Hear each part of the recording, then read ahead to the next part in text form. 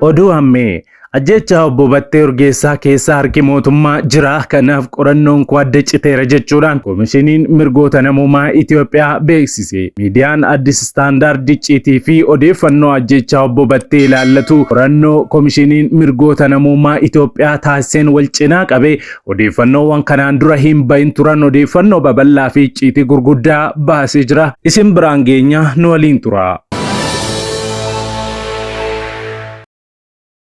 Nagaa fi araarri Kiristoos bakka jirtanitti hunduma keessaniif haa baay'atu.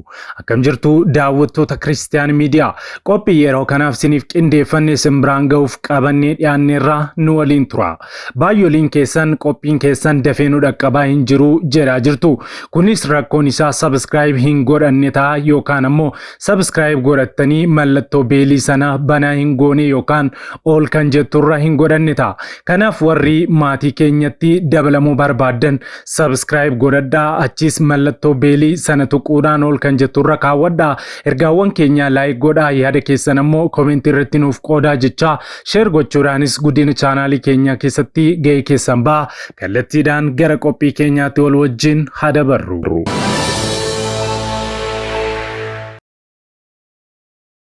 Viidiyoo kana like gochuudhaan jalqabaa.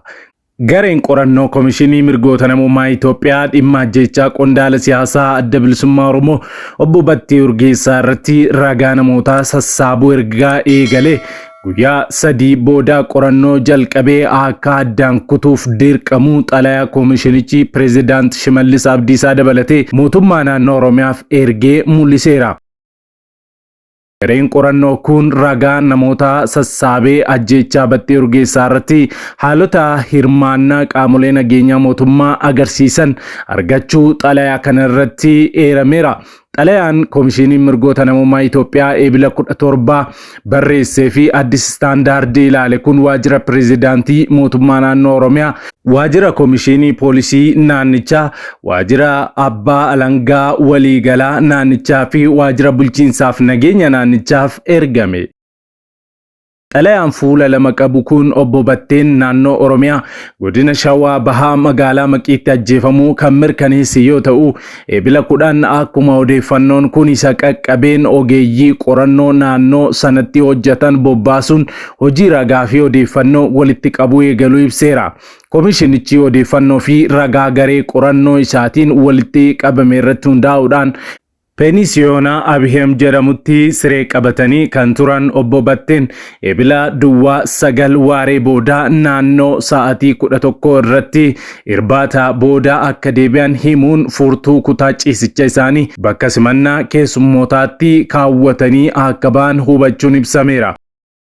Obbo Batteen mana siree isaanii gadhiisanii erga ba'anii booda naannoo sa'aatii 11tti konkolaataan tokko qaamolee nageenyaa meeshaa waraanaa hidhatanii fi uffata yeroo baay'ee reenjar jedhamuun beekamu uffatan 4 aangaa'ota 2 waliin qabatee mooraa mana siree keessatti buuse. Walumaa galatti namoonni 6 kutaa ciisichaa qabataniiru. Haala guyyoota biroo irraa adda ta'een guyyaa sana naannoo sa'aatii 11:45tti humnoonni nageenyaa magaalattii sochii konkolaattota miila 3 baajaajii fi namoota miilaan deeman dhorkuu eegalan. Guyyaa sana halkan walakkaa naannoo sa'aatii 6tti bakka magaalattii irraa bahee bakka reenfi Batteetti argame konkolaataan piikaappii tokko saffisaan imaluun daandii irraa maqee ibsaa otoo hin dhaamsin dhaabbachuu koomishinichi ragaa namootaa dubbisee wabeeffachuun ibseera. Ergasii namoota uffannaa waraanaa uffatan 4 konkolaataa sanarraa bu'uun nama tokko duuba konkolaataa irraa harkisanii buusuun irra deddeebiin itti dhukaasuun gatanii deemuu koomishinichi eereera. Guyyaa itti aanu eebila 10 reenfi Battee harkisaa lamaan duubatti hidhame akkasumas mataa, laphee fi garaa isaarraa rasaasaan rukutamee argame.